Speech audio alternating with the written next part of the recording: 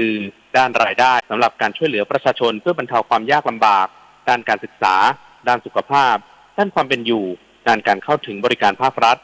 และในฐานะรองประธานคณะกรรมการประสานงานพรรคร่วมรัฐบาลหรือวิปรัฐบาล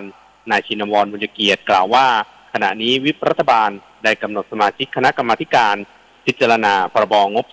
2566 จำนวน 64 คนรวมเวลาที่จะใช้อภิปรายทั้งสิ้น 47 ชั่วโมง 30 นาทีโดยจัดสรรให้กับประธานในที่ประชุม 3 ชั่วโมง 30 นาทีคณะรัฐมนตรีและพรรคร่วมรัฐบาลจำนวน 22 ชั่วโมงอย่างไรก็ตามมั่นใจว่าร่างกฎหมายดังกล่าวจะได้รับความเห็นชอบในวาระแรกอย่างแน่นอนเพื่อให้สามารถบริหารและขับเคลื่อนประเทศให้เดินหน้าต่อไปได้ผมคิดว่าประมาณปีนี้ที่รัฐบาลได้เตรียมการไว้เนี่ยอย่างน้อยที่สุดก็ไปเพิ่มเติมในการสร้างศักยภาพสร้างความเข้มแข็งในประเทศเพื่อลดความเหลื่อมล้ำนะครับสร้างความเข้มแข็งให้กับพี่น้องกลุ่มเปราะบางต่างๆโดยเฉพาะในเรื่องของ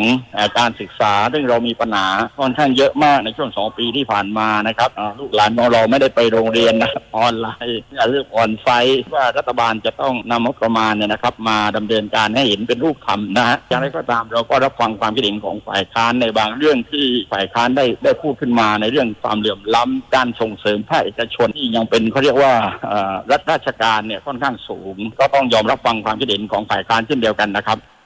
รัฐบาลหวังว่าการติติงและข้อเสนอจากสมาชิกสภาผู้แทนราษฎรจะเป็นไปอย่างสร้างสรรค์เพื่อนำไปสู่การใช้งบประมาณอันจะทำให้เกิดประสิทธิภาพและประโยชน์สูงสุดของประเทศที่สำคัญขอให้ประชาชนติดตามการอภิปรายร่างพระราชบัญญัติครั้งนี้เพื่อทราบแนวทางการบริหารงานของประเทศและมีส่วนร่วมทางการเมืองถือเป็นการตรวจสอบของภาคประชาชนกฤษ ระวิวรรณรายงาน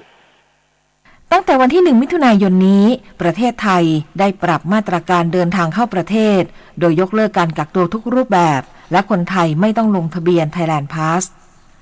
นายธานีแสงรัตน์อธิบดีกรมสารนิเทศและโฆษกกระทรวงการต่างประเทศเปิดเผยว่าตั้งแต่วันที่ 1 มิถุนายนนี้ไทยจะปรับมาตรการเดินทางเข้าประเทศไทยอีกครั้งโดยยกเลิกการกักตัวทุกรูปแบบสำหรับคนไทยไม่ต้องลงทะเบียนผ่านระบบ Thailand Pass และไม่ต้องตรวจหาเชื้อโควิด -19 ก่อนเข้าไทยแต่ชาวต่างชาติยังต้องลงทะเบียนในระบบ Thailand Pass โดยผู้ที่ได้รับวัคซีนครบตามข้อกำหนดให้แนบหลักฐานการรับวัคซีนและประกันสุขภาพวงเงินขั้นต่ำ $10,000 สหรัฐกรณีไม่ได้รับวัคซีนหรือได้รับวัคซีนไม่ครบตามข้อกำหนดให้แนบหลักฐานการตรวจโควิด -19 ที่ออกภายใน72 ชั่วโมงก่อนเดินทางส่วนจุดผ่านแดนทางบกทุกจุดจะเปิดภายในวันที่ 1 มิถุนายนนี้เช่นกันกรุงเทพมหานครกำชับสถานบริการสถานบันเทิงต้องประเมินตนเองผ่าน Thai Stop COVID 2+ ก่อนขออนุญาตเปิดบริการวันที่ 1 มิถุนายนนี้นายขจิต ชัชวานิชปลัดกรุงเทพมหานครกล่าวว่าสถานบริการสถานบันเทิงผับบาร์คาราโอเกะหรือสถานที่อื่นที่มีลักษณะคล้ายกันที่จะเปิดให้บริการในวันที่ 1 มิถุนายนนี้จะต้องดำเนินการตามมาตรการป้องกันควบคุมโรคโควิด -19 โดยลงทะเบียนและประเมินตนเองผ่านแพลตฟอร์ม Thai Stop COVID 2+ และขออนุญาตก่อนเปิดดำเนินการต้องจัดให้มีผู้รับผิดชอบควบคุมการปฏิบัติตามมาตรการโควิดฟรีเซตติ้งและมาตรการทางกฎหมายอย่างเคร่งครัดทางนี้กรุงเทพมหานครได้จัดชุดปฏิบัติการประชาสัมพันธ์สร้างความเข้าใจกับประชาชนและผู้ประกอบการที่ได้รับอนุญาตให้เปิดบริการโดยเฉพาะการจำหน่ายและบริโภคเครื่องดื่มแอลกอฮอล์ไม่เกินเวลา 24 นาฬิกางดกิจกรรมดื่มเครื่องดื่มแอลกอฮอล์แก้วเดียวกันการสวมหน้ากากอนามัยอย่างถูกวิธีเพื่อความปลอดภัยทั้งผู้ใช้บริการและผู้ให้บริการกระทรวงสาธารณสุขเตรียมผ่อนคลายมาตรการด้วยการลดการสวมหน้ากากอนามัยในพื้นที่เปิด31จังหวัดหลังมีความชัดเจนจากที่ประชุมสบคนายแพทย์รุ่งเรืองกิจผาติหัวหน้าที่ปรึกษาระดับกระทรวงสาธารณสุขและโฆษกกระทรวงสาธารณสุขกล่าวว่าในเดือนมิถุนายน 2565 กระทรวงสาธารณสุขจะผ่อนคลายให้มีการลดสวมหน้ากากอนามัยในบางพื้นที่ในกลุ่ม31จังหวัดอาทิพื้นที่เปิดที่ไม่มีความแออัดเนื่องจากกำลังเดินหน้าไปสู่การสิ้นสุดการระบาดใหญ่ของโรคโควิด -19 อีกทั้งประชาชนยังได้รับการฉีดวัคซีนเข็มกระตุ้นเกิน60%ของประชากรและมีอัตราการเสียชีวิตที่ลดลงแต่ในส่วนของกลุ่มเสี่ยง608ยังมีความจำเป็นที่จะต้องสวมหน้ากากอนามัยไว้เพราะถือว่าเป็นการป้องกันที่ดีและมีต้นทุนที่ต่ำทั้งนี้ขอเชิญชวนประชาชนที่ยังไม่ได้รับการฉีดวัคซีนโควิด -19 หรือยังฉีดไม่ครบให้เข้ารับการฉีดวัคซีนโควิด -19 โดยเร็ว ส่วนความชัดเจนว่าจะเริ่มลดการสวมหน้ากากในพื้นที่31จังหวัดวันใดนั้นขอให้รอผลการประชุมสบคเพื่อความชัดเจน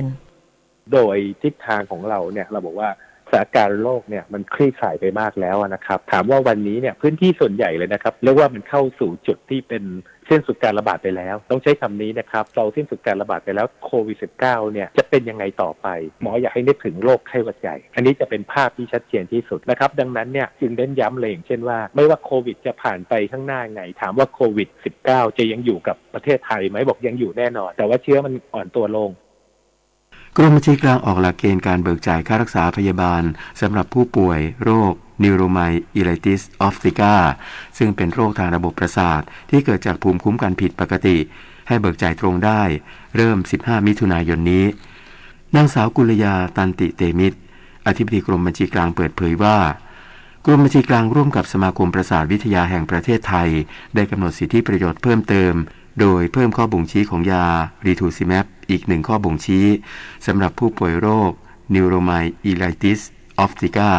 ซึ่งเป็นโรคทางระบบประสาทที่เกิดจากภูมิคุ้มกันผิดปกติทำให้ยาดังกล่าวสามารถเบิกจ่ายได้ทั้งสิ้น13ข้อบ่งชี้เพื่อเป็นการเพิ่มประสิทธิภาพในการรักษาและช่วยให้ผู้ป่วยได้รับการรักษาพยาบาลตามความเหมาะสมจำเป็นและปลอดภัยซึ่งจะทำให้มีคุณภาพชีวิตที่ดีขึ้นทั้งนี้หากแพทย์ผู้ทำการรักษามีแผนการใช้ยาดังกล่าวเพื่อรักษาตามเงื่อนไขข้อบ่งชี้ที่กำหนดให้สถานพยาบาลดำเนินการลงทะเบียนเพื่อขออนุมัติการใช้ยาในระบบ Biologic Agents และส่งเบิกในระบบเบิกจ่ายตรงค่ารักษาพยาบาลเท่านั้นเริ่มมีผลใช้บังคับสำหรับค่ารักษาพยาบาลที่เกิดขึ้นตั้งแต่วันที่15มิถุนายน2565เป็นต้นไปเพื่อให้การเบิกจ่ายค่ารักษาพยาบาลเป็นไปอย่างถูกต้องและมีประสิทธิภาพผู้อำนวยการสำนักงานสลากกินแบ่งรัฐบาลเปิดเผยสลากดิจิทัลพร้อมจำหน่ายผ่านแอปพลิเคชันเป๋าตังในวันที่2มิถุนายนนี้พันโทหนุนสันสนาคมผู้อำนวยการสำนักงานสลากกินแบ่งรัฐบาลเปิดเผยว่าสำนักงานสลากพร้อมจำหน่ายสลากดิจิทัลในวันที่2มิถุนายนนี้ล่าสุดมีผู้ทำสัญญาเป็นตัวแทนจำหน่ายสลากดิจิทัลแล้วจำนวน 1513 รายและจะมีสลากจำหน่ายไม่น้อยกว่า5ล้านฉบับสำหรับประชาชนที่สนใจซื้อสลากดิจิทัลสามารถดาวน์โหลดแอปพลิเคชันเป๋าตังพร้อมค้นหาสลากดิจิทัลได้2วิธีคือการค้นหาด้วยตัวเลขที่ต้องการและค้นหาจากร้านค้าของตัวแทนจำหน่ายเมื่อเลือกสลากที่ต้องการซื้อเรียบร้อยแล้วจะต้องชำระเงินค่าสลากภายในระยะเวลาที่กำหนดจากนั้นกรรมสิทธิ์ในสลากจะตกเป็นของผู้ซื้อทันทีไม่สามารถนำไปซื้อขายได้อีกซึ่งมีความปลอดภัยและเชื่อถือได้ทั้งนี้โครงการจำหน่ายสลากผ่านแพลตฟอร์มหรือสลากดิจิทัลเป็นหนึ่งในมาตรการที่ใช้ในการแก้ไขปัญหาสลากเกินราคาซึ่งเป็นการจำหน่ายโดยตัวแทนรายย่อยที่รับสลากจากสำนักงานสลากโดยตรงนอกจากประชาชนจะสามารถซื้อสลากได้ในราคา80บาทแล้วยังเป็นการช่วยส่งเสริมอาชีพส่งเสริมรายได้ให้กับตัวแทนรายย่อยอีกด้วยเอกวินกาเกิดนิกรายงานกปข.แนะศูนย์ให้คำปรึกษาทางการเงินให้สมาชิกตัดสินใจวางแผนการเงินเพื่อวัยเกษียณนางศรีกัญญายาทิพย์เลขาธิการคณะกรรมการกองทุนบำเหน็จบำนาญข้าราชการหรือกปข.เปิดเผยว่าศูนย์ให้คำปรึกษาทางการเงินเป็นศูนย์กลางในการให้ข้อมูลเกี่ยวกับการวางแผนเกษียณเพื่อช่วยให้สมาชิกได้นำไปใช้ประกอบการตัดสินใจการวางแผนทางการเงินเพื่อวัยเกษียณทั้งการเลือกอัตราออมเพิ่มการเข้าใจนโยบายแผนการลงทุนและเลือกแผนการลงทุนที่เหมาะสมโดยศูนย์ให้คำปรึกษาทางการเงินเป็นการให้บริการแบบส่วนบุคคลให้ข้อมูลและแนวทางจัดการเงินตรงความสนใจของสมาชิกซึ่งเมื่อสมาชิกนัดหมายปรึกษาจะมีผู้เชี่ยวชาญทางการเงินโทรหาสมาชิกตามวันเวลาที่สมาชิกแจ้งความประสงค์ไว้ระยะเวลาให้คำปรึกษาไม่เกิน20นาทีสมาชิกที่สนใจปรึกษาศูนย์ให้คำปรึกษาทางการเงินสามารถแจ้งความประสงค์ได้2ช่องทางคือ MyGPF Application และ MyGPF เว็บไซต์หรือสอบถามข้อมูลเพิ่มเติมได้ที่ Contact Center โทร1179การไฟฟ้าฝ่ายผลิตแห่งประเทศไทยนำร่องพัฒนา7วัดจังหวัดเชียงใหม่สู่แหล่งท่องเที่ยววัฒนธรรมยามค่ำคืนด้วยการติดตั้งระบบไฟฟ้าส่องสว่างประสิทธิภาพสูงช่วยประหยัดพลังงานสร้างความยั่งยืนให้เศรษฐกิจไทยนายบุญยนิตวงศ์รักมิตรผู้ว่าการไฟฟ้าฝ่ายผลิตแห่งประเทศไทยหรือกฟผ.เปิดเผยว่ากฟผ.ได้ร่วมกับหน่วยงานพันธมิตรจัดโครงการเชียงใหม่ไลท์อัพเพื่อพัฒนาศาสนสถานให้เป็นแหล่งท่องเที่ยวเชิงวัฒนธรรมในระดับสากล พร้อมฟื้นฟูแหล่งท่องเที่ยวในทุกมิติรวมทั้งสร้างความปลอดภัยภายในวัดด้วยไฟส่องสว่างสวยงามยามค่ำคืนนอกจากนี้ยังมุ่งส่งเสริมนวัตกรรมพลังงานที่มีประสิทธิภาพเป็นมิตรต่อสิ่งแวดล้อมสนองเป้าหมายการเป็นสังคมคาร์บอนต่ำของประเทศภายในปี 2050 โดยติดตั้งระบบไฟฟ้าส่องสว่างประสิทธิภาพสูง LED รวม106 โคมภายใน 7 วัดบนเส้นทางถนนคนเดินท่าแพจังหวัดเชียงใหม่คาดว่าจะสามารถลดการใช้พลังงานไฟฟ้าได้กว่า 57,800 หน่วยต่อปีและลดการปล่อยก๊าซคาร์บอนไดออกไซด์ได้ถึง 30 ตันต่อปีนอกจากนี้ยังติดตั้งระบบบริหารจัดการการใช้งานควบคุมการเปิดปิดไฟระยะไกลผ่านโมบายแอปพลิเคชันพร้อมประเมินผลกระทบของโครงการในมิติต่างๆเพื่อนำมาวิเคราะห์ความเหมาะสมและความคุ้มค่าประกอบกับการพิจารณาแนวทางการดำเนินงานในระยะต่อไปทั้งนี้นักท่องเที่ยวสามารถเข้าชมความงดงามยามค่ำคืนของวัดทั้ง7แห่งได้ทุกวันอาทิตย์และวันสำคัญทางศาสนาตั้งแต่เวลา 18 นาฬิกาเป็นต้นไปวันนี้หน่วยธนกรรมเคลื่อนที่เพื่อประชาชนได้โอกาสมูลนิธิแพทย์อาสาสมเด็จพระศรีนครินทราบรมราชชนนีหรือพอสวออกให้บริการประชาชนในพื้นที่จังหวัดแม่ฮ่องสอนที่หมู่ 4 ศูนย์การเรียนชุมชนชาวไทยภูเขาบ้านห้วยช้างเท่าที่หมู่ 10 ศูนย์การเรียนชุมชนชาวไทยภูเขาบ้านห้วยเฮียและที่หมู่ 4 ศูนย์การเรียนชุมชนชาวไทยภูเขาบ้านปายสองแง่ตำบลเวียงเหนืออำเภอปายจึงขอเชิญชวนประชาชนในพื้นที่ดังกล่าวไปรับบริการโดยไม่เสียค่าใช้จ่ายใดๆต่อจากนี้ไปขอเชิญรับฟังไทยคู่ฟ้าค่ะรัฐบาลห่วงใยบัณฑิตจบใหม่และประชาชนที่ยังว่างงานเตรียมตำแหน่งงานว่างไว้รองรับ 272,977 อัตราแบ่งเป็นในประเทศ 158,503 อัตราต่างประเทศ 114,474 อัตรารับตั้งแต่ไม่ระบุวุฒิการศึกษาจนถึงระดับปริญญาเอกโดยความต้องการแรงงานในประเทศมากที่สุดอยู่ที่จังหวัดกรุงเทพมหานครปทุมธานีนนทบุรีสมุทรปราการและระยองสำหรับงานในกลุ่มอุตสาหกรรมเป้าหมาย S-Curve มีความต้องการแรงงานกว่า 40,000 อัตราซึ่งใน5อันดับแรกคืองานในอุตสาหกรรมแปรรูปอาหารอุตสาหกรรมยานยนต์อุตสาหกรรมโลจิสติกส์อุตสาหกรรมอิเล็กทรอนิกส์และอุตสาหกรรมเชื้อเพลิงชีวภาพและเคมีชีวภาพผู้สนใจค้นหาและสมัครได้ที่เว็บไซต์และแอปพลิเคชันไทยมีงานทำหรือโทรสายด่วนกรมการจัดหางาน1694ค่ะสื่อสารภารกิจรัฐบาลกับสำนักโฆษกสำนักเลขาธิการนายกรัฐมนตรีเราจะสืบสานรักษาและต่อยอดและครองแผ่นดินโดยธรรมเพื่อประโยชน์สุขแห่งอาณาราษฎรตลอดไปพระปฐมบรมราชโองการพระบาทสมเด็จพระเจ้าอยู่หัวในพระราชพิธีบรมราชาภิเษกเมื่อวันที่ 4 พฤษภาคม พุทธศักราช 2562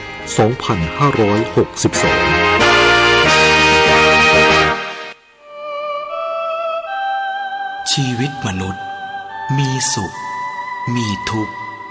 ดีใจเสียใจผ่านอุปสรรคและปัญหามากมายในแต่ละวันสงบนิ่งแล้วย้อนมองตัวเองวันนี้วันพระน้อมนำธรรมะสู่ชีวิตเตือนสติคนไทยทั้งชาติสถานีวิทยุกระจายเสียงแห่งประเทศไทย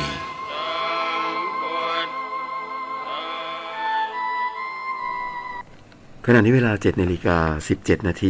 ต่อไปเสนอข่าวต่างประเทศ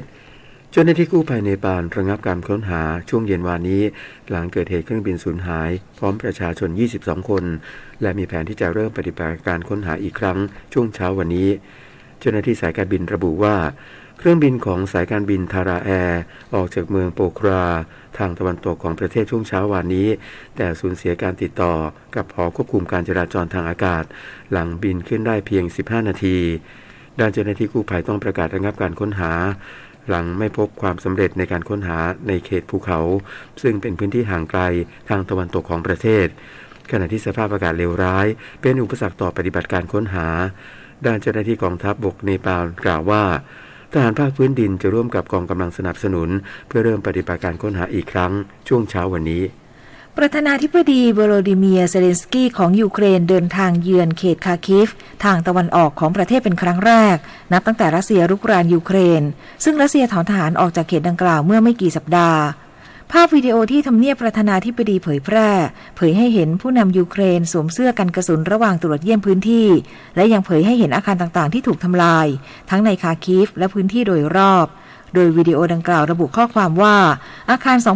2,229 หลังในคาคิฟและบริเวณใกล้เคียงถูกทำลายจำเป็นต้องสร้างขึ้นมาใหม่และทำให้เมืองฟื้นคืนชีพนายเซเลนสกี้ยังได้พบปะกับเจ้าหน้าที่ท้องถิ่นรวมทั้งผู้ว่าการเขตคาคิฟและนายกเทศมนตรีเพื่อหารือโครงการฟื้นฟูเขตคาคิฟสำนักข่าวทัสนิมกึ่งทางการของอิหร่านรายงานโดยอ้างแถลงการขององค์การท่าเรือและเดินสมุทรของอิหร่านหรือ PMO ที่ระบุว่าสมาชิกลูกเรือของเรือบรรทุกน้ำมันกรีซ2 ลำที่ถูกกองกำลังพิทักษ์การปฏิวัติหรือ IRGC ยึดไว้ในอ่าวอาหรับไม่ได้ถูกควบคุมตัวและมีสุขภาพดีแถลงการระบุว่าเรือบรรทุกน้ำมัน2 ลำถูกยึดไว้เนื่องจากละเมิดการเดินสมุทรโดยประเด็นดังกล่าวอยู่ระหว่างการสอบสวนบนพื้นฐานของหลักฐานและเอกสารและว่าลูกเรือทั้งหมดที่อยู่บนเรือทั้ง2 ลำได้รับการคุ้มครองตามกฎหมายสากล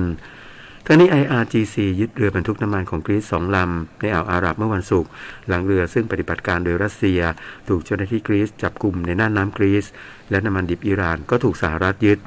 ซึ่ง PMO ออกแถลงการว่า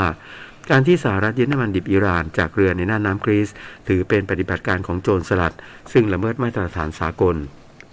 รัฐบาลบราซิลแถลงเมื่อวานนี้ว่าเหตุฝนตกหนักต่อเนื่องในพื้นที่ทางตะวันออกเฉียงเหนือของประเทศตั้งแต่วันอังคารทำให้ประชาชนเสียชีวิตแล้วอย่างน้อย44 คนและอีก56 คนสูญหายซึ่งสาเหตุหลักนั้นมาจากการถูกดินถล่มลงมาทับและการจมน้ำต่อไปรับฟังข่าวกีฬาค่ะผลฟุตบอลลีกครับนัดชิงชนะเลิศที่ BG สเตเดียมจังหวัดปทุมธานีบุรีรัมย์ยูไนเต็ดชนะ PT ประจวบ FC แชมป์เก่าขาดลอย 4-0 ทีมปราสาทสายฟ้าบุรีรัมย์ได้แชมป์สมัยที่ 6 พร้อมเป็น 3 แชมป์ในฤดูกาลนี้ต่อจากแชมป์ไทยลีกและ FA ครับทางด้านฟุตบอลแชมเปี้ยนชิพอังกฤษเพลย์ออฟเลื่อนชั้นนัดชิงชนะเลิศที่สนามเวมบลีย์กรุงลอนดอนเจ้าป่านอตติงแฮมฟอเรสต์ทีมอันดับ 4 เฉือนชนะอันดับ 3 ฮัดเดอร์ฟิลด์ทาวน์ 1-0 เลื่อนชั้นสู่พรีเมียร์ลีกฤดูกาลหน้าตามฟูลแลมและบอร์นมัธเป็นการเลื่อนชั้นสู่ลีกสูงสุดอังกฤษในรอบ23 ปีสมาคมกีฬาฟุตบอลแห่งประเทศไทยประกาศรายชื่อนักฟุตบอลทีมชายรุ่นอายุไม่เกิน23 ปีนำทัพโดยโค้ชโย่งวรวุฒิศรีมะคะเตรียมลงแข่งขันฟุตบอลชิงแชมป์เอเชีย AFC U23 เอเชียนคัพรอบคัดเลือกที่อุซเบกิสถานช่วงวันที่ 1-19 มิถุนายนนี้ทั้งหมด24 คนนำโดยกัปตันทีมกฤษฎากาแมนโจนาธานเข็มดีอิราฟานดอเลาะเอกนิตปัญญาธนวัฒน์ซึ้งจิตถาวรเบนจามินเจมส์เดวิดและสุพนัทเหมือนตาโดยออกเดินทางไปแล้วเมื่อช่วงดึกที่ผ่านมาจะประเดิมสนามวันที่ 2 มิถุนายนพบกับเวียดนามจากนั้นวันที่ 5 มิถุนายนพบมาเลเซียและวันที่ 8 มิถุนายนพบเกาหลีใต้เทนนิสกรานด์สแลมคอร์ตดินเฟรนช์โอเพ่นที่โรลังการอสกรุงปารีสรอบ 16 คนโนวัค ยอโควิชมือ 1ของโลกจากเซอร์เบียแชมป์เก่าหัวชนะเดียโก ชวัสมันมือ 16จากอาร์เจนตินา 3-0 เซตรอบก่อนรองชนะเลิศเจอกับราฟาเอล นาดาลแชมป์13 สมัยจากสเปนที่ต้องดวล5 เซตชนะเฟลิกซ์ อูเกอร์ อาเลซิมมือ 9จากแคนาดา 3-2 เซตขณะที่คาร์ลอส อันคาเรสดาวรุ่งวัย 19 ปีมือ 6จากสเปนได้ไปต่อเช่นกันหลังหัวชนะคาริน คลาสานอฟจากรัสเซีย 3-0 เซตด่านต่อไปเจอกับอเล็กซานเดอร์ สเวเรฟมือ 3จากเยอรมนีมาต่อกันที่กอล์ฟอาชีพสะสมคะแนนอันดับโลกออไทยแลนด์กอล์ฟทัวร์สิงห์ลากูน่าภูเก็ตโอเพ่น 2022 วิชยานนท์โชติธีรารุ่งเรืองนักกอล์ฟวัย 25 ปีจากพะเยาดวลเพลย์ออฟชนะธิติพัฒน์เลมหลังจบสกอร์ 4 วันเท่ากัน 10 อันเดอร์พาร์แชมป์ได้เงินรางวัล 450,000 บาทส่วนรองแชมป์ได้ปลอบใจ 285,000 บาทปิดท้ายกันที่พลเอกเดชาเหมกศรีนายกสมาคมกีฬาจักรยานแห่งประเทศไทยเปิดเผยว่าจักรยานประเภทถนนและเสือภูเขาชิงแชมป์ประเทศไทยสนามที่ 5 วันที่ 3-5 มิถุนายนนี้ที่จังหวัดจันทบุรีมีนักปั่นทีมชาติชุด4เกมของกัมพูชาและลาวร่วมชิงชัยด้วยนอกจากนี้ในปีหน้าหลายชาติในอาเซียนทั้งกัมพูชาสิงคโปร์อินโดนีเซียมาเลเซียและลาวจะส่งนักปั่นร่วมแข่งขันทุกรายการที่สมาคมกีฬาจักรยานจัดแข่งเพื่อเตรียมทัพสู้ศึกกีฬาซีเกมครั้งที่ 32 ที่กัมพูชารวมไปถึงเอเชียนเกมครั้งที่ 19 ที่จีนเป็นการยกระดับวงการจักรยานในอาเซียน รวมไปถึงนักกีฬาไทยจะได้ประสบการณ์และรู้ฝีมือคู่แข่งไปในตัวด้วยพงษ์เกษมสมศุขรายงานต่อไปรับฟังพยากรณ์อากาศค่ะ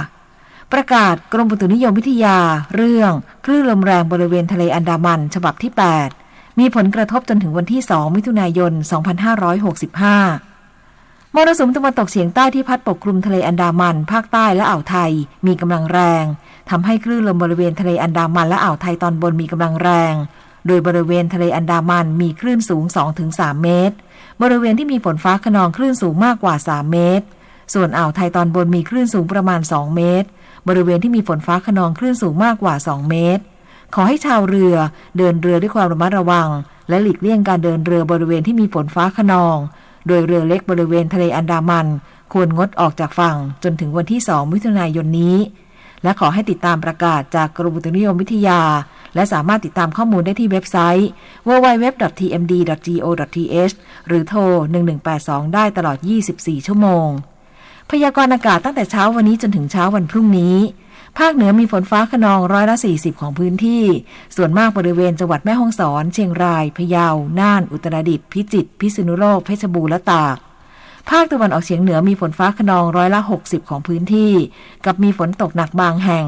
บริเวณจังหวัดเลยหนองบัวลำพูหนองคายอุดรธานีบึงกาฬสกลนครนครพนมมุกดาหารอำนาจเจริญศรีสะเกษและอุบลราชธานี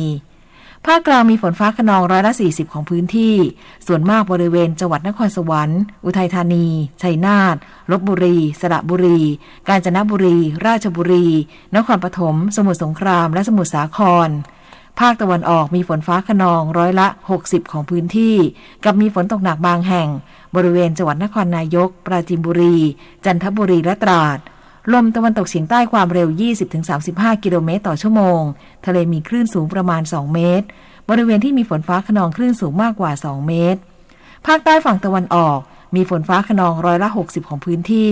ส่วนมากบริเวณจังหวัดเพชรบุรีประจวบคีรีขันธ์ชุมพรสุราษฎร์ธานีนครศรีธรรมราชและสงขลาตั้งแต่จังหวัดสุราษฎร์ธานีขึ้นมาลมตะวันตกเฉียงใต้ความเร็ว 20-35 กิโลเมตรต่อชั่วโมงทะเลมีคลื่นสูงประมาณ2เมตรห่างฝั่งมีคลื่นสูงมากกว่า2เมตรตั้งแต่จังหวัดนครศรีธรรมราชลงไปลมตะวันตกเฉียงใต้ความเร็ว 15-35 กิโลเมตรต่อชั่วโมงทะเลมีคลื่นสูง 1-2 เมตรห่างฝั่งมีคลื่นสูงประมาณ2เมตรภาคใต้ฝั่งตะวันตกมีฝนฟ้าคะนอง80%ของพื้นที่กับมีฝนตกหนักบางแห่งบริเวณจังหวัดระนองพังงาภูเก็ตกระบี่ตรังและสตูลลมตะวันตกเฉียงใต้ความเร็ว 20-40 กิโลเมตรต่อชั่วโมงทะเลมีคลื่นสูง 2-3 เมตรบริเวณที่มีฝนฟ้าคะนองคลื่นสูงมากกว่า3เมตรกรุงเทพมหานครและปริมณฑลมีฝนฟ้าคะนอง40%ของพื้นที่ส่วนมากในระหว่างบ่ายถึงค่ำสภาวะระดับน้ำในแม่น้ำเจ้าพระยาที่หน้ากองบัญชาการกองทัพเรือคำนวณโดยกรมอุทกศาสตร์กองทัพเรือวันนี้น้ำขึ้นเต็มที่เวลา 4:45 นาทีสูงกว่าระดับทะเลปานกลาง85เซนติเมตรและเวลา 20:45 นาทีสูงกว่าระดับทะเลปานกลาง1เมตร16เซนติเมตรน้ำลงเต็มที่เวลา 1:03 นาทีสูงกว่าระดับทะเลปานกลาง41เซนติเมตรและเวลา 13:53 นาทีต่ำกว่าระดับทะเลปานกลาง89เซนติเมตรวันนี้ที่ประภาคารกาญจนาภิเษกแหลมพรหมเทพจังหวัดภูเก็ตดวงอาทิตย์ตกเวลา 18:40 นาทีกรุงเทพมหานครดวงอาทิตย์ตกเวลา 18:41 นาทีเมื่อวานนี้กรมฝนหลวงและการบินเกษตรได้ขึ้นบินปฏิบัติการฝนหลวง5หน่วยปฏิบัติการช่วยเหลือพื้นที่การเกษตรที่ขาดแคลนน้ำบางส่วนของจังหวัดเพชรบูรณ์น่านนครสวรรค์อุทัยธานีลพบุรีขอนแก่นอุดรธานีและเพิ่มปริมาณน้ำเก็บกักให้กับเขื่อนภูมิพลเขื่อนสิริกิติ์เขื่อนน้ำอูลเขื่อนลำปาวอ่างเก็บน้ำบ้านสร้างแก้วอ่างเก็บน้ำโคกภูใหม่และอ่างเก็บน้ำโสกรัง1 นาทีกับกปท.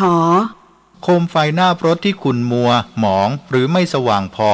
อาจเกิดจากโคมไฟหน้าที่เป็นพลาสติกซึ่งเมื่อใช้ไปนานๆอาจเจอแดดฝนหรือฝุ่นละอองหรือไอน้ำเล็ดลอดเข้าไปทำให้เกิดคราบขุ่นมัวไม่สดใสหรืออาจเกิดจากความร้อนจากหลอดไฟที่สูงเกินไปหรือให้ความสว่างมากเกินไปอาจเป็นสาเหตุให้เกิดความขุ่นเหลืองที่โคมไฟได้เช่นกันซึ่งจะส่งผลให้รถดูหมองหรือเก่าลงไม่แจ่มใส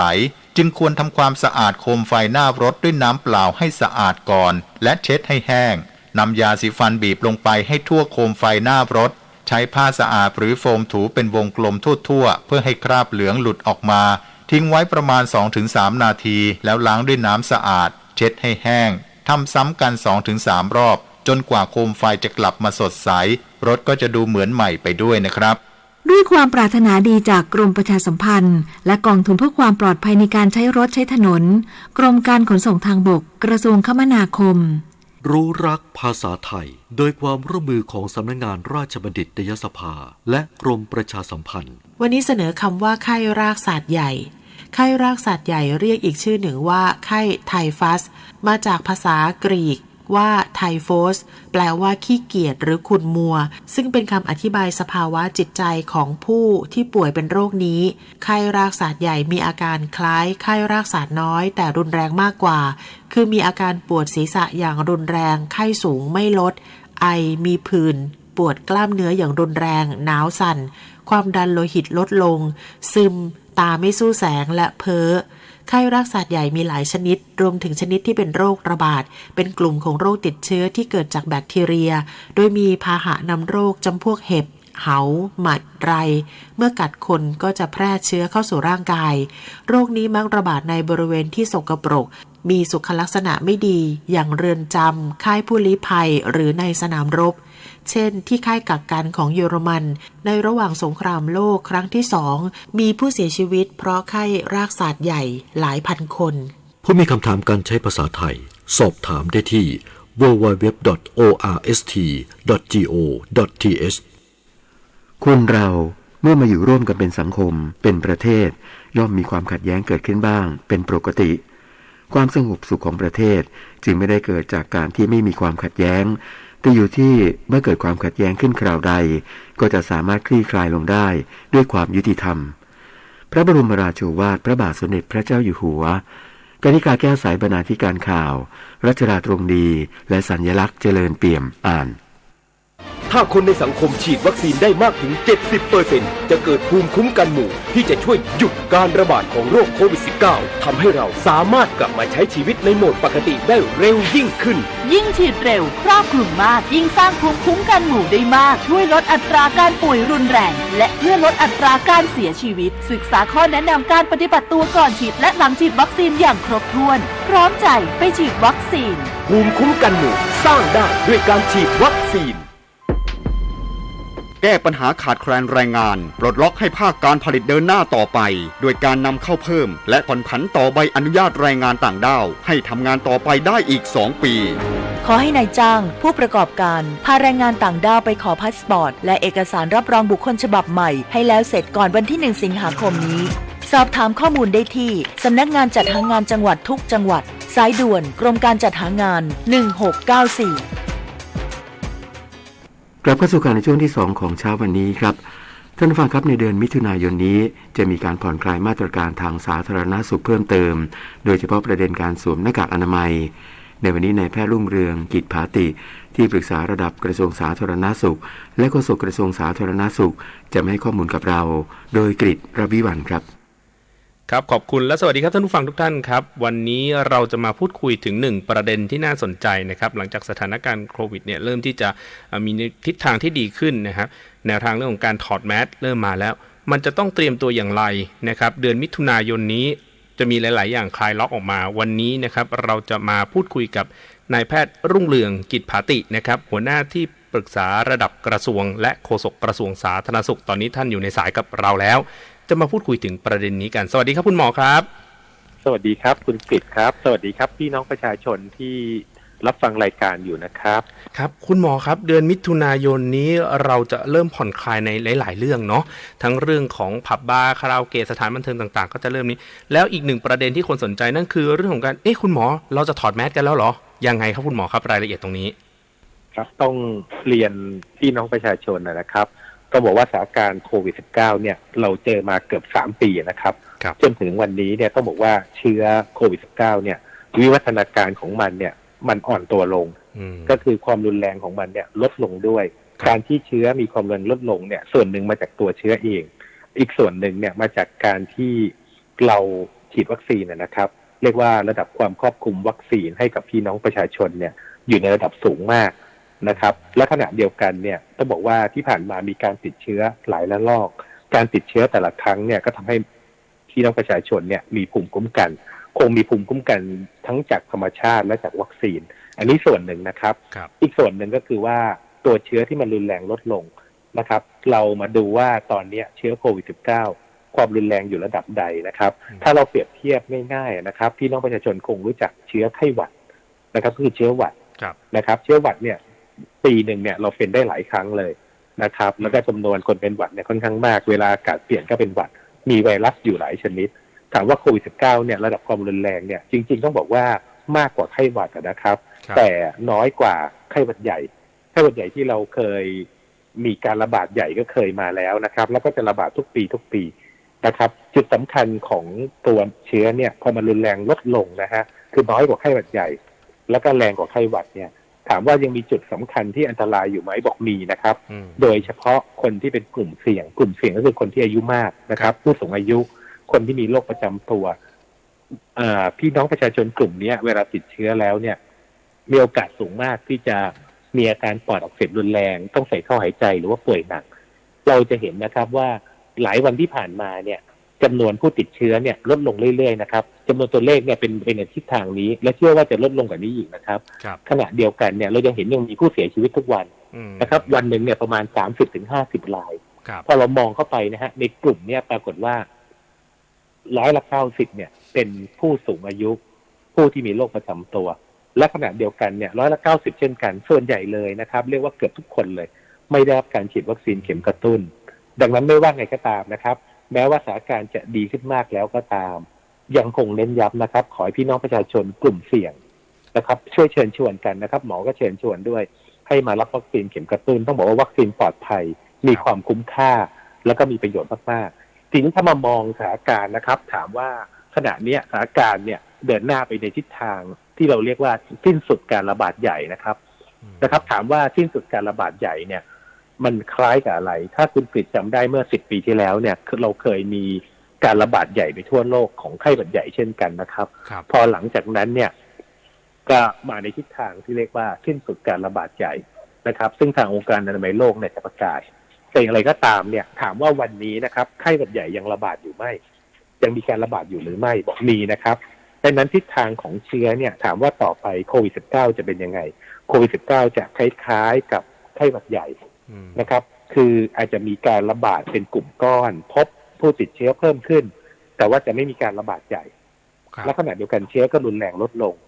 นะครับถามว่าณขณะนี้เนี่ยเราถึงเวลาถอดหน้ากากหรือยังหน้ากากอนามัยนะครับต้องเน้นย้ำพี่น้องประชาชนนะครับว่าหน้ากากอนามัยเนี่ยเป็นเครื่องมือที่มีประโยชน์มากๆมีความคุ้มค่าสูงมากเพราะว่าลงทุนน้อยมากนะครับหน้ากากอนามัยแต่อย่างไรก็ตามเนี่ยหน้ากากอนามัยเนี่ยณขณะนี้เนี่ยเมื่อคนมีภูมิคุ้มกันมากขึ้นสถานการณ์เชื้อลดลงเชื้อมีความรุนแรงลดลงดังนั้นเนี่ยในที่ที่อากาศเปิดนะครับในที่โล่งที่อากาศเปิดสิ่งแวดล้อมไม่แออัดนะครับการลดการใส่หน้ากากอนามัยเนี่ยเริ่มทำได้แล้วนะครับตรงนี้เป็นจุดที่1ก่อนแต่ถามว่าทำได้ที่ใดบ้างคงต้องดูพื้นที่นะครับพื้นที่ที่เป็นพื้นที่สีเขียว14จังหวัดพื้นที่สีฟ้า17จังหวัดอย่างไรก็ตามในพื้นที่ดังกล่าวเนี่ยเราอาจจะเริ่มโดยเฉพาะในที่ที่อากาศโล่งนะครับเช่นสวนสาธารณะนะครับที่ไม่มีอากาศปิดคนไม่หนาแน่นแต่หมอยังคงเน้นนะครับว่าถ้าที่ที่อากาศปิดสิ่งแวดล้อมไม่ดีคนหนาแน่นหรือคนมารวมตัวมากๆอันนี้ขอให้ใส่หน้ากากอนามัยมีประโยชน์มากในการป้องกันนะครับไม่เพียงแต่ป้องกันโควิด -19 ยังป้องกันเชื้อไข้หวัดเชื้อไข้หวัดใหญ่เชื้อวัณโรคดื้อยา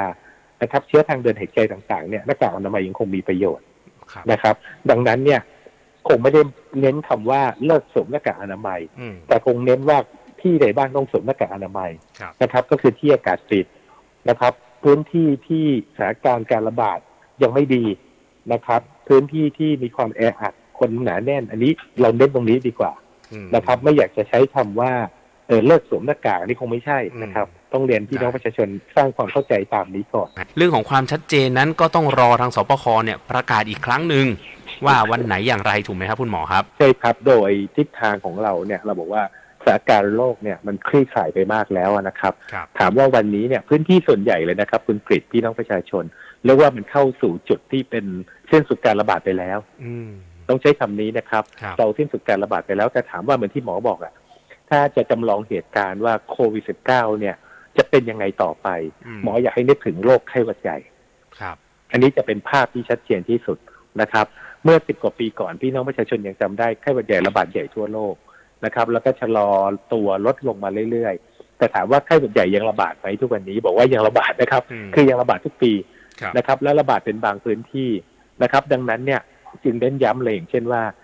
ไม่ว่าโควิดจะผ่านไปข้างหน้าไงถามว่าโควิด -19 จะยังอยู่กับประเทศไทยไหมบอกยังอยู่แน่นอนนะครับจะอยู่กับเราไปเรื่อยๆแบบนี้นะครับแต่ว่าเชื้อมันอ่อนตัวลงทีนี้ถามว่าถ้าเกิดเราไม่สบายนะครับไม่สบายมีอาการทางเดินหายใจมีไข้มีน้ำมูกเจ็บคอไอนะครับกลุ่มเหล่านี้แน่นอนครับต้องไปพบคุณหมอนะฮะแล้วก็พักอยู่ที่บ้านนะครับจนอาการดีขึ้นค่อยกลับไปทำงานจะมีกิจวัตรประจำวันถามว่ากลุ่มคนที่ไม่สบายเนี่ยเวลาออกจากบ้านขอให้สวมหน้ากากอนามัยครับอันนี้เป็นจุดเน้นย้ำเลยว่ามีความจำเป็นเพราะเราป้องกันตัวเราจะไปแพร่คนอื่นแล้วก็รับผิดชอบต่อสังคมอันนี้ต้องทำแบบนี้แน่ๆถามว่าอนาคตเนี่ยโควิด -19 จะเป็นยังไงแน่นอนครับจะมีวัคซีนออกมาให้ฉีดทุกปีนะครับวัคซีนรุ่นใหม่ๆออกมาให้ฉีดซึ่งตรงกับเชื้อนะครับแล้วก็ฉีดในกลุ่มเสี่ยงนะครับเราจะเห็นว่าไข้หวัดใหญ่เนี่ยฉีดในผู้สูงอายุฉีดในคนท้องฉีดในเด็กนะครับฉีดในคนที่มีโรคประจำตัวคล้ายๆกันครับโควิด -19 ก็จะไปในทิศทางนั้นนะครับแล้วก็ตัววัคซีนอาจจะมาผสมรวมอยู่ในเข็มเดียวกับไข้หวัดใหญ่ก็ได้ในอนาคตนะครับแต่อะไรก็ตามวันนี้มันเป็นวันที่เราเดินหน้าเพื่อให้โลกเนี้ยมันหมดสภาพความเป็นปัญหากับเราอะนะครับต้องบอกว่าตลอด 2-3 ปีที่ผ่านมาเนี่ยมันเป็นความเรียกว่าเจ็บปวดมากๆนะครับมันทำร้ายเราเนี่ยไม่เพียงแต่สุขภาพเศรษฐกิจสังคมทุกมิติเลยนะครับดังนั้นเนี่ยเราจะเดินหน้าไปได้ด้วยกันเนี่ยนะครับสิ่งที่กระทรวงสาธารณสุขขอความร่วมมือเลยคือเชิญชวนพี่น้องประชาชนนะครับโดยเฉพาะกลุ่มเสี่ยงขอให้มารับวัคซีนเข็มกระตุ้นมีประโยชน์มากๆนะครับต้องบอกว่าเราอยากจะลดจำนวนผู้เสียชีวิตผู้ป่วยหนักลงถ้ากลุ่มนี้ได้ฉีดวัคซีนเนี่ยจำนวนผู้เสียชีวิตวันหนึ่งประมาณ50 คนนะครับก็จะลดลงเหลือน้อยกว่า10 คนนะครับเราอยากเห็นภาพแบบนั้นนะครับแล้วก็ให้เราก้าวเข้าสู่การสิ้นสุดการระบาดเนี่ยเรียกว่าแบบเข้าไปได้อย่างเป็นแบบอย่างดีอ่ะเราไม่อยากเห็นยังมีผู้เสียชีวิตอยู่ทุกวันแบบนี้นะครับแหมถือว่าเป็นเรื่องที่สุดท้ายเลยก็ต้องฝากไว้กับพี่น้องประชาชนทุกคนเนาะเอาละครับวันนี้ต้องขอบพระคุณนะครับคุณหมอ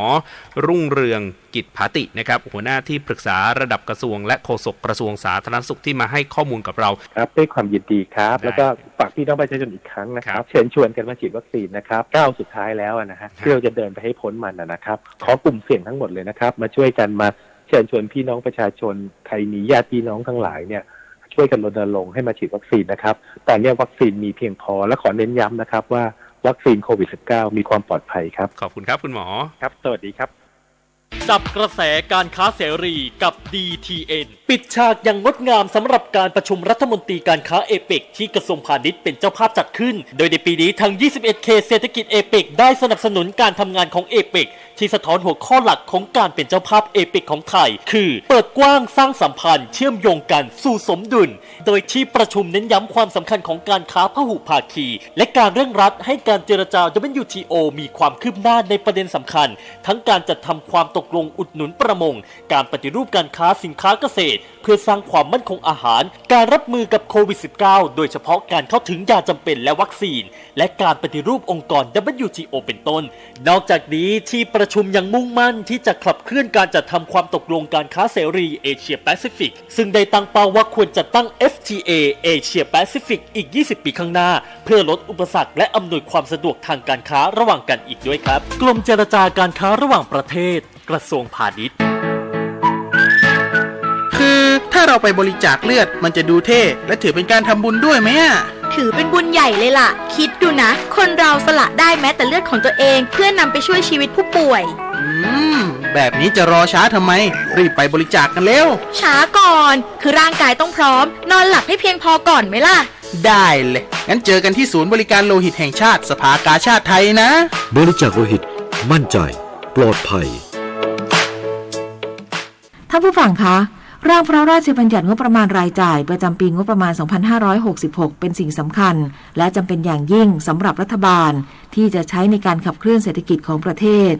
ขณะที่มุมมองของฝ่ายค้านมองว่าการจัดสัดส่วนงบประมาณไม่ตรงกับปัญหาติดตามรายละเอียดได้จากรายงานทีมข่าวการเมืองค่ะร่างพระราชบัญญัติงบประมาณรายจ่ายประจำปีงบประมาณพ.ศ.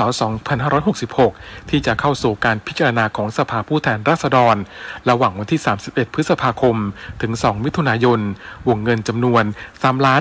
3,185,000 ล้านบาทเพิ่มขึ้นจากปีงบประมาณพ.ศ. 2565 เพิ่มขึ้น2.74%โดยพิจารณาจัดสรรงบประมาณรายจ่ายบูรณาการรวม 11 แผนงานจำนวน 218,477.7 ล้านบาท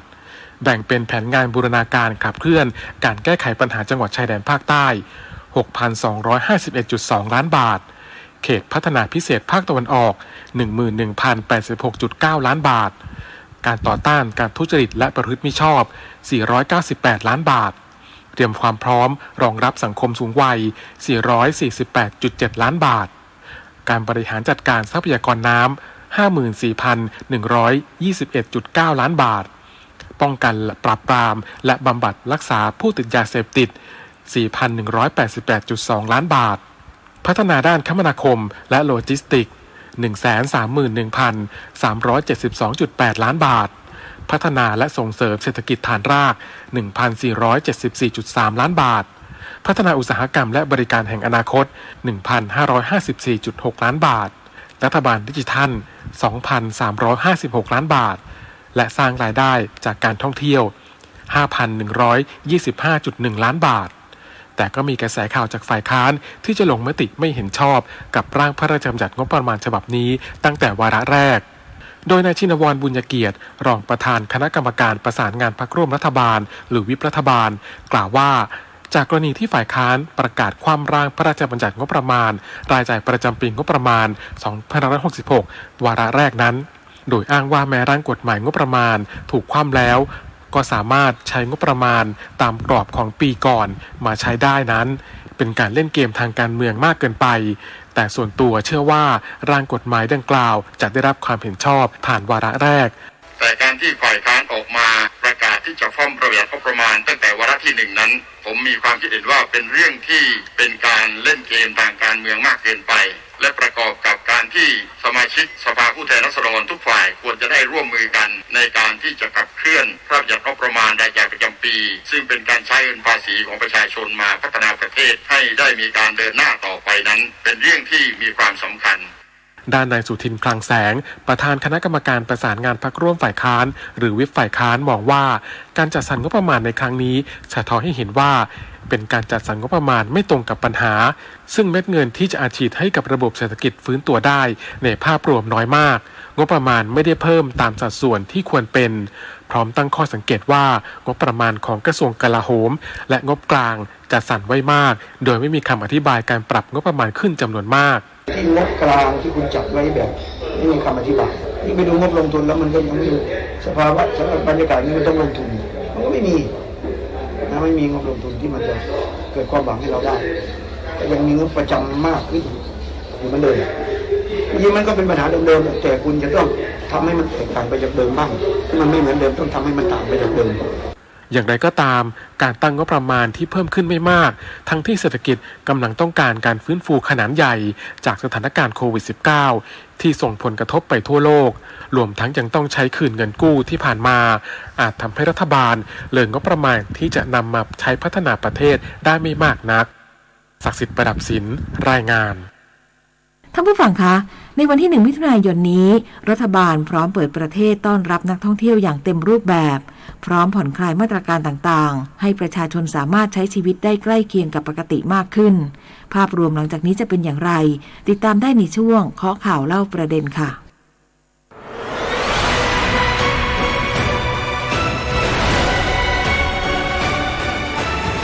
เคาะข่าวเล่าประเด็น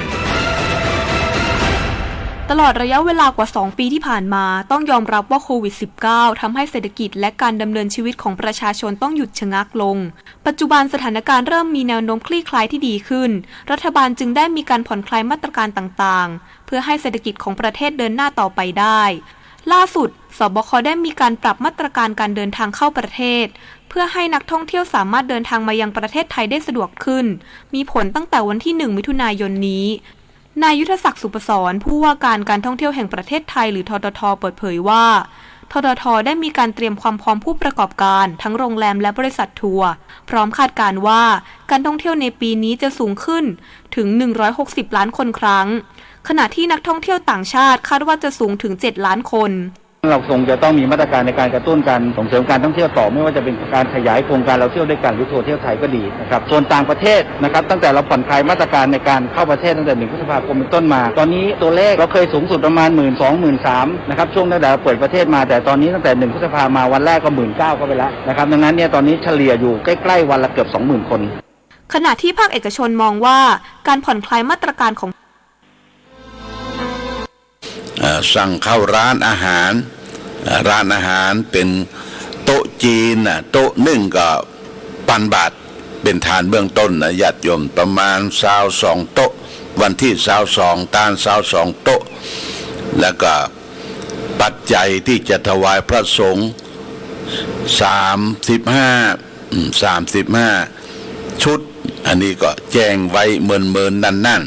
วันพรุ่งนี้ก็จะเป็น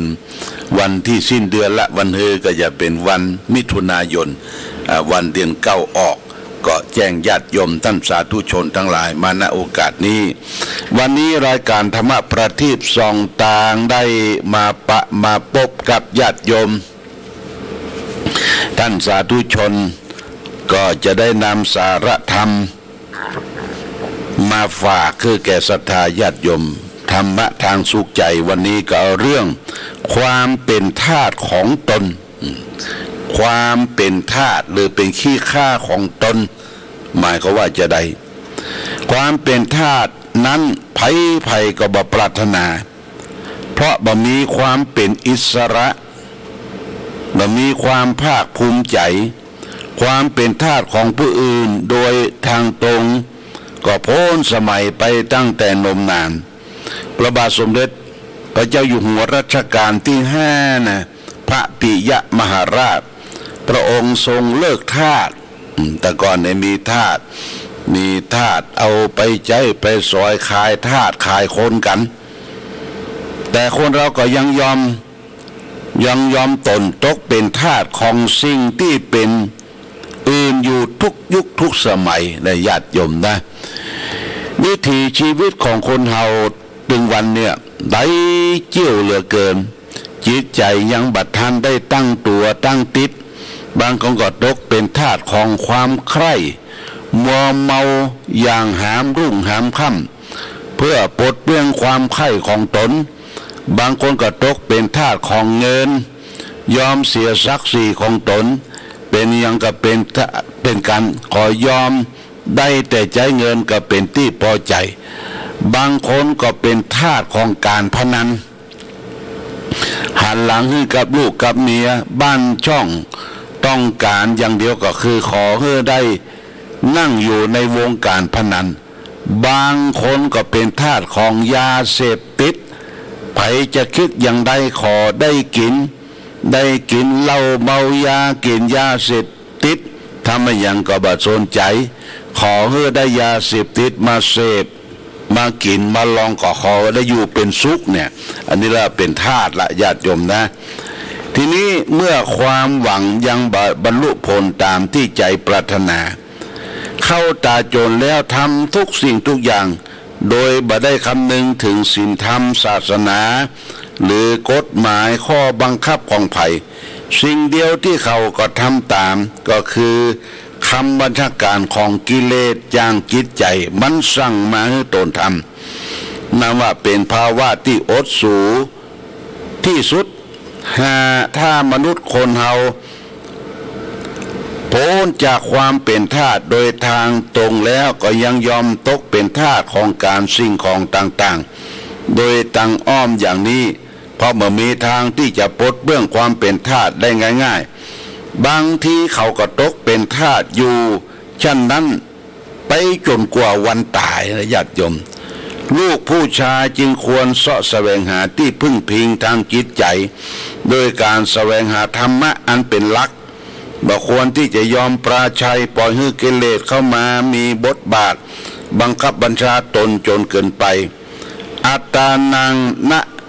ทะเทโปโสบุรุษไม่พึงยอมแพ้แก่ตนโอ้ญาติโยมนะเป็นทาสของยาเสพติดเป็นทาสของการมึนเมาเป็นทาสของขโมยขโจรต่างๆไม่ยอมที่จะยกหัวยอหัวขึ้นอันนี้เป็นทุกข์ตลอดตายไปชาติหน้าก็เป็นทุกข์ใช่ไหม โทษต้องไปตกนรกหมกไหมอย่างนี้เป็นต้นเอาละวันนี้ญาติโยมท่านสาธุชนเดี๋ยว9 โมงก็จะเดินทางขึ้นไปที่วัดพระธาตุพระศรีมหาโพธิ์วันนี้คณะญาติโยมสายของแม่คำเกื้อการุณวงศ์และถึงตุปิตินี่เป็นสายไตใหญ่ได้เชิญชวนพี่น้องศรัทธาญาติโยมมีจิตแรงกล้าได้มาซ่อมบริเวณฐานพระเจ้าใหญ่ที่น้ำมันจึมลงจันปื้นนะเราซ่อมเสร็จเรียบร้อยแล้วก็จะได้ถวายทานได้นิมนต์ตนอาตมาพร้อมด้วยพระภิกษุสงฆ์ประมาณ5 รูปได้ถวายทานถวายเพลเดี๋ยวก็จะได้ขึ้นไปพร้อมกันพร้อมกันนี้ก็ต้องขออนุโมทนากับเจ้าภาพที่ได้โทรศัพท์มามีแม่อรงกฎชัยวิชิตนี่เปิ้นรับเป็นเจ้าภาพโคมไฟปราสาทโคมไฟรอบเจดีย์1 หลัง 2,000 บาทแล้วก็เทวดาแห่ง1 องค์ 1,000 บาท1,000 บาทแล้วก็พร้อมด้วยปูกระเบื้องนะปูกระเบื้องรอบนะแห่ง2 ตารางเมตรและเพราะงั้นก็ขออนุโมทนาแม่เกี้ยวรุนไตรตระกูลบ้านหนองยาวใต้ได้โทรศัพท์มาจองขอจองอันปราสาทใส่ไฟรอบเจดีย์1 หลังเด้อแล้วก็เทวดา1 องค์ต้องขออนุโมทนาสาธุป้องกันนั้นก็ขออนุโมทนากับแม่คำน้อยสุปัญญาแม่คำน้อยสุปัญญาอยู่บ้านสวนดอกฝั่งเขาเนี่ยได้รับเป็นเจ้าภาพปูกระเบื้องรอบเจดีย์ของวัดพระบาทอุดม1 ตารางเมตร300 บาทต้องขอบคุณอนุโมทนาสาธุการกับญาติโยมท่านสาธุชนที่ได้ร่วมด้วยช่วยกันบูรณะองค์พระเจดีย์ครั้งใหญ่ของพระบาทอุดมนบสวาใกล้จะเสร็จเต็มทีแล้วนะสำหรับปราสาทนี้ได้ก็ประมาณ10 หลังแล้วนะญาติโยมเหลือก็ประมาณสัก5 หลัง5 หลังหลังละ 2,000 บาทปราสาทที่ป้นใส่ไฟประดับไฟบนหัวเสารอบเจดีย์สำหรับเทวดานั้นได้เอามาไว้แล้วญาติโยมได้ซื้อมาไว้แล้วเพื่อเขาได้เพิ่งจะได้ติดตั้งละมี32 ตนจำบุญแต่จนทำบาปจนทำน้ำหยาดไม้ตานี่ตัวละ 1,000 บาทเนอะเทวดารักษาองค์พระธาตุตอนนี้ก็มีได้มาประมาณเกือบจะ20 ตนละนะตนก็ยังมีเวลาที่ญาติโยมจะได้เป็นเจ้าภาพเจ้าศรัทธาและการปูกันเบื้องนะเขาก็รับไปเรื่อยๆพอได้โบกได้สาบกำแปงแก้วตั้งเทวดาตั้งปราสาทเรียบร้อยแล้วก็จะได้เทรอบที่เขาจะได้เวียนเทียนปูกระเบื้องนี่ก็จะได้ทำรู้ว่าทำอย่างเป็นการมิดชิดเวลาเขาออกเข้าเปิดก็จะได้มิดชิดต่อไปขอบคุณโมทนาสาธุกับญาติโยมท่านสาธุชนมาณโอกาสนี้โดยเอาละวันนี้รายการธรรมะประทีปส่องทางก็ต้องขอลาจากญาติโยมท่านสาธุชนไปก่อนในช่วงออกพรรษานี้เวลาทำวัดวันนี้วันพระวันศีลก็ได้ทำวัดในช่วง8 โมงทำวัดเจ้าเนี่ย8 โมงพร้อมกันที่บนสำนัก วิปัสสนาวิหารพระเจ้าระแข่งทุกวันเสาร์เนี่ยญาติโยมวันเสาร์หน้านี่ก็จะตรงกับวันเสาร์หน้านี่วันที่4เนี่ยญาติโยมนะวันที่4นี่ก็มาพร้อมกันที่สำนักปฏิบัติธรรมนะวันที่4วันที่4ตอนบ่ายนี่ที่4ที่5ที่6ที่7นี่หลวงพ่อก็จะได้เดินทางไปปุ้นภาคอีสานไปสืบชะตาตุเจ้าเปิ้นบ่สบายที่จังหวัดอุบลราชธานีปิกมาถึงบ้านเฮากับวันที่8ก็จะเดินทางวันเสาร์วันตอนบ่ายญาติโยมก็มาร่วมมาจุมกันเนอะโมทนาสาธุในโอกาสนี้ต้องลาจากศรัทธาญาติโยมท่านสาธุชนไปก่อนรายการธรรมะประทีปส่องต่างก็ต้องขอลาก่อนขอผู้ฟังจงตั้งมั่นจิตหันษาด้วยธรรมะขององค์พระพุทธาได้นำพาให้เกิดความสุขสงบเย็นขอเจริญพร